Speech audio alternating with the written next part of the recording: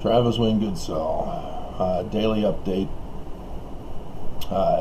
Nothing from Tena Campbell, Judge Campbell. Not surprising, but it's looking like she's again going to go through this whole week, and if she's going to do something, it'll be on Friday. I mean, it's an easy and obvious thing, but I'll again go over it with you. On Thursday, October 29th, number 26 on the docket, she gave an order.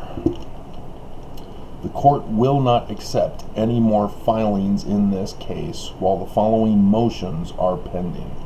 And I did the video yesterday, and very few of you went to it, exposing rule number 11 that she violated with this order. And she put defendant's motion to dismiss, number 12. Plaintiff's motion to file a second amended complaint, number 14. And plaintiff's motion for default judgment, number 25. Now, my motion for default judgment was because of the judges, but I pointed out that the motion to dismiss was a violation of the law. And that Judge Tena Campbell should be recused, which was immediately followed with November 3rd, number 29, docket lodged, consisting of 4 pages received from plaintiff, lodged, not filed, per 26 order. That was the motion for Tena Campbell to recuse herself, but instead she's refusing to recuse herself and insisting that she be the one to decide the motion to dismiss, the motion for my motion to file a second amended complaint, and my motion for default judgment. The problem that, let's see, number 12, way down here. So yes, Thursday, October 15th, they filed, which was 2 days after I served them with my amended complaint. Do you understand this? I filed an initial complaint for Nelson's birthday. Then Judge Jenkins was the first unrecused judge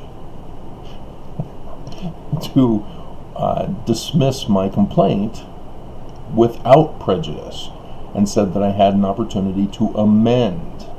And so on the 13th of October, I amended and filed it with the court. So 2 days later, the lawyers for the defense in the church appeared and filed their typical motion to dismiss, saying that there is no claim upon which relief can be granted. Violation of Rule 12, I think, isn't it? Or is it 15? Regardless of whatever rule they were violating, their motion to dismiss was based on the original complaint that I filed, not the amended complaint that I filed 2 days earlier that they got served with. The Judge Jenkins, already dismissed it, and here they are putting in a motion to dismiss. And so in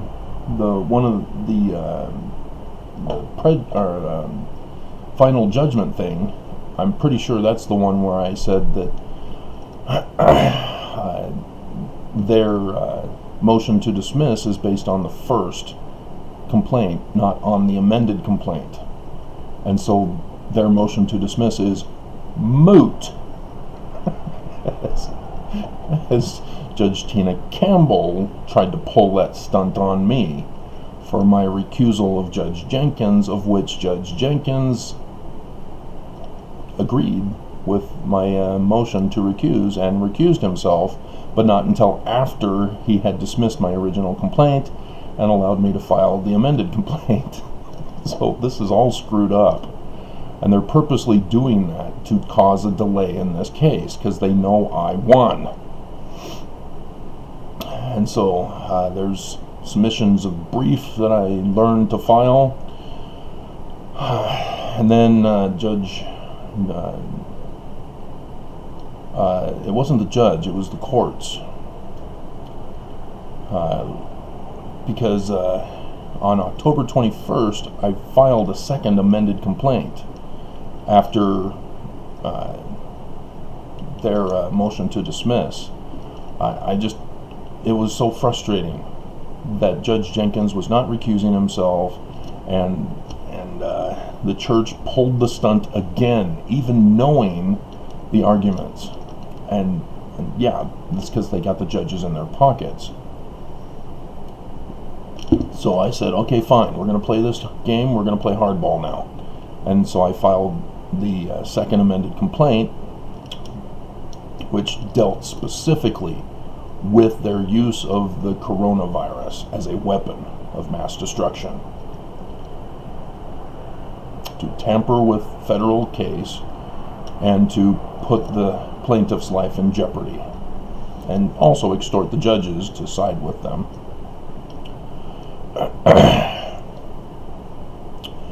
And so the clerks emailed me back and said, for a second amended complaint, you have to file a motion for leave to get approval from the judge. Well, the judge needs to recuse himself. And so, yes, this was another delay tactic, but it's supported by law, as I found. And so, yeah, there's my motion for leave to file a second amended complaint, which is what Judge Tena Campbell says she also needs to decide. And then there's my motion to recuse Judge Jenkins on that same day. And then I filed a brief as well. And then there's another brief on the 22nd. And on the 26th, 2 more briefs. The 27th, another brief. And here's the order of recusal by Judge Jenkins. So do you see this? Judge Tena Campbell's not even here yet. Judge Jenkins concedes and says, okay, Travis's motion to recuse, number 15, is now number 20, order for recusal. And Judge Jenkins recuses himself in response to my motion to recuse. So now I'm confused as to which complaint is good, which one is to be ignored, because I've got 3 that are pending. And so on the 28th, I mean, this is where everything goes to hell.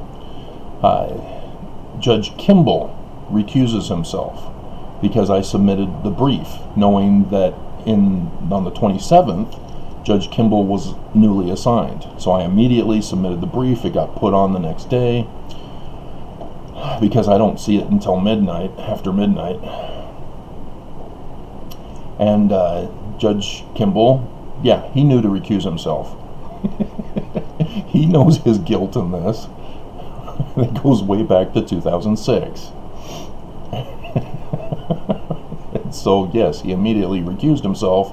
Judge Tena Campbell immediately took over, and then immediately, before I even found out that she was assigned, that Judge Kimball had recused himself, Judge Tena Campbell immediately puts an order on the docket text order number 24, denying my motion to disqualify Judge Jenkins as moot. Well, that's the whole point of filing motions, is that judges have to decide as to whether to accept them or dismiss them. He accepted it. It's not moot. It has to do with the case. And so she screwed up purposely to sanction me. That's Rule 11 that I talked about yesterday. And this is before I'm able to know that she's been assigned. She immediately stepped in, knowing what was going to happen. So, yeah, I'm sure it's all above board and that she's a fair and honest judge, and that I'll be treated with fair and I'll be treated fairly and with justice for all. And so, yes, I put in the motion for default judgment, but it was sent to the chief judge, not to Judge Campbell, because I saw that the next morning. This is 29th. See, 26th, 27th, 28th, 29th. Boom, boom, boom, boom, boom. See, they're trying to get things going, and I'm going, oh, no, you don't. But I have to wait, because the clerks purposely throttle the docket so that I can't see what has been done until after midnight. And so I put in the motion for default judgment. And interestingly, no, she did not. Yeah. And so Judge Tena Campbell immediately that afternoon put in her order. The court will not accept any more filings in this case. Censored. She's putting a stop to it right here, right now. And so she's immediately responding. But then nothing. She hasn't made a decision on any of these three motions that she claims is necessary before any more filings can be submitted. She's just sitting on these. So the October 29th, that was Friday. So 1, 2, it'll be 3 weeks this Friday. 3 weeks. Every lawyer, every judge knows that when you take longer than a week for a decision on a motion, you're corrupt. Everybody knows this. And so she's obviously corrupt. So what's going on now is she's going, oh crap, how do I get the church freed? I wouldn't be surprised if they're consulting with the church. If she is secretly consulting with the church, it wouldn't surprise me in the least. Because after this, have you paid attention to what the church has been doing? This time around, they're silent, but they are doing groundbreaking after groundbreaking after groundbreaking after groundbreaking. They're going full throttle on groundbreakings of all the temples they've been announcing. Do you see what they're doing? We're in red in Utah. The coronavirus is on the verge of shutting us down, regardless of whether Herbert or Nelson shuts down Utah and the church. The virus will shut us down anyway. This is why I did my motion the way I did it. They're using it as a weapon against us. And as a viral weapon, it's going to get out of their control. It's out of their control now. But they're still not doing what they need to do in order to protect us. They're just giving up. Oh, there's nothing we can do. We're just, whoever survives when all this is through survives. Survival of the fittest. Huh. Who brought that up in the Book of Mormon? I'm sure it was Nephi, wasn't it? Survival of the fittest. As the Lord spoke unto me and said, this is a good philosophy. No, it's from Korihor, the one who started the whole destruction of the Nephites. It was him, right smack in the middle of the Book of Mormon, in Alma chapter 30. He is the cause, as we, spoiler alert, as he and his philosophies were what influenced future people and future groups, like the Gadianton robbers, the Kingmen, and the Order of Knee-whores. And as a result,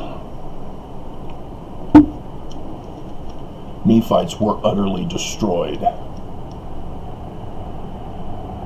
That is the warning of the Book of Mormon. And it's here in America, and it's here in the church. As Nelson refuses, as a medical doctor, he refuses to protect Mormons. He's coming out on Friday. Have you heard? I know 191 of you heard from my video. He's coming out as a doctor, a medical doctor, not a psychological crap doctor, a medical doctor, to tell us that with a viral weapon being used against us, which doctors are needed to handle, he instead is coming out claiming religious leadership to tell us to just have faith in Jesus Christ and the coronavirus will be cured. He's already done 2 fasts where he pulled that stunt. Oh, we're going to hold a fast, worldwide fast, and we're going to cure coronavirus. Oops. And so now we're just going to trust him? Oh, now it's Jesus, not a fast? Okay. Yeah, I'm sure this will be different. And I've gone over with you, Jesus Christ, according to the gospel narratives, according to Christian tradition, is not our God.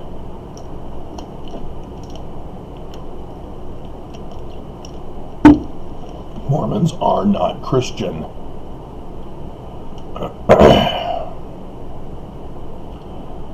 And so this is the crisis that I'm fighting against.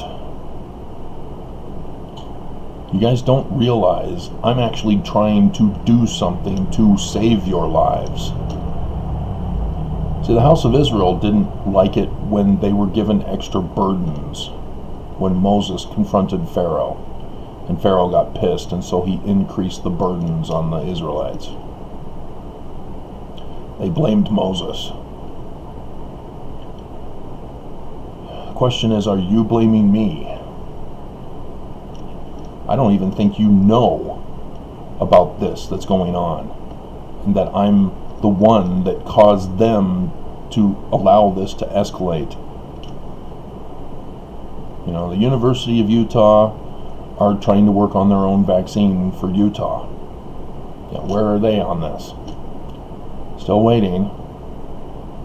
But yet there's 2 others. Pfizer, the one who came out with a brand new disease and shut their project down, but now all of a sudden they're back and they've got something that works. Huh, that's quick. I'm sure it has nothing to do with the outgoing administration who's refusing to let the new administration know so that they can be prepared. I'm sure it has nothing to do with the desire to make the first contract with the government of the outgoing administration so that they can make the most money off of this.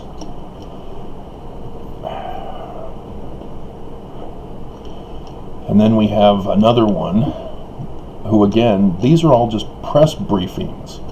We're not seeing their formulas.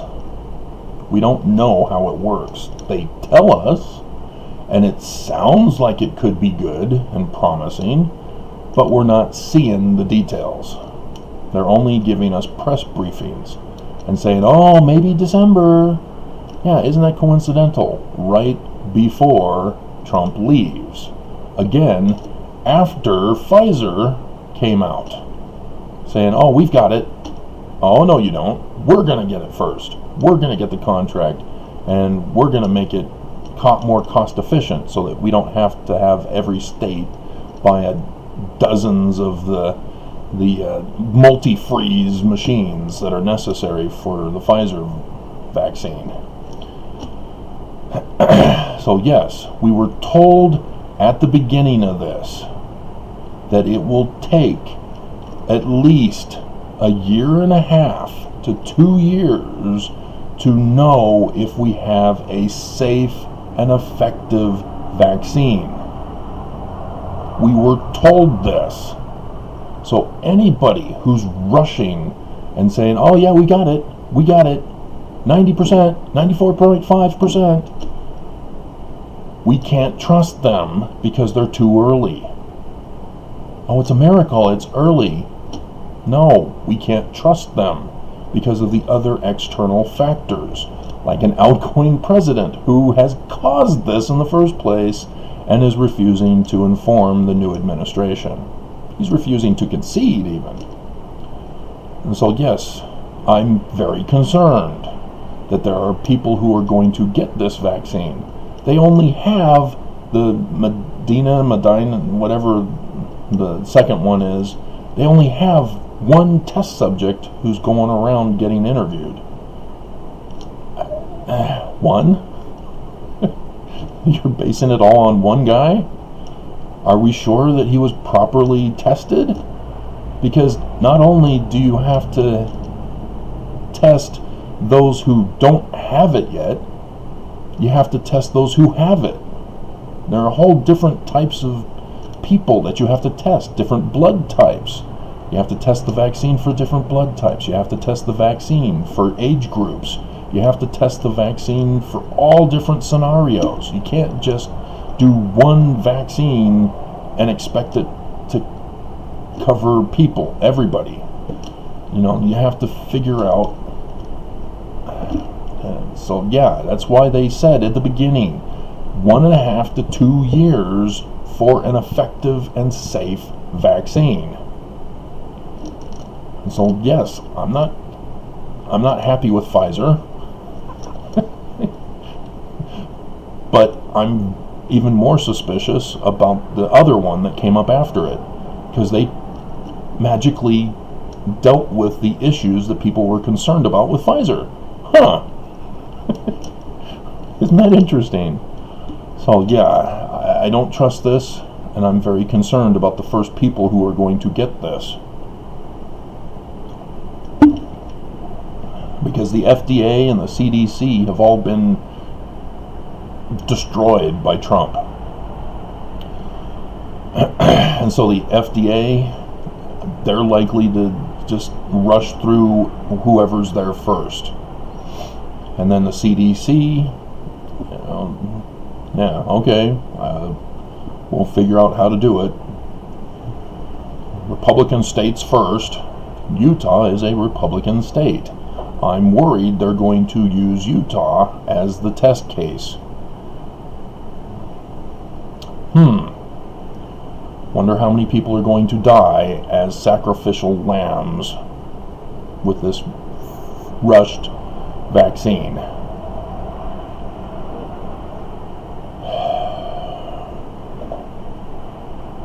So, but I did notice the news is no longer talking about Trump and why he was magically cured. I mean, seriously, you're not going to go over that. You're just not going to cover it. I mean, it was all a big deal. Oh, how horrible, he's not wearing a mask in public. Oh my God, he's blatantly taking off his mask after coming home from the hospital too early. Oh dear God, and now everything's fine. Oh, well, nothing to see here. Everything's fine.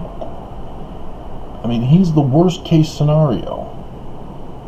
And now, of course, we're now seeing news stories of token examples of people Trump's age surviving.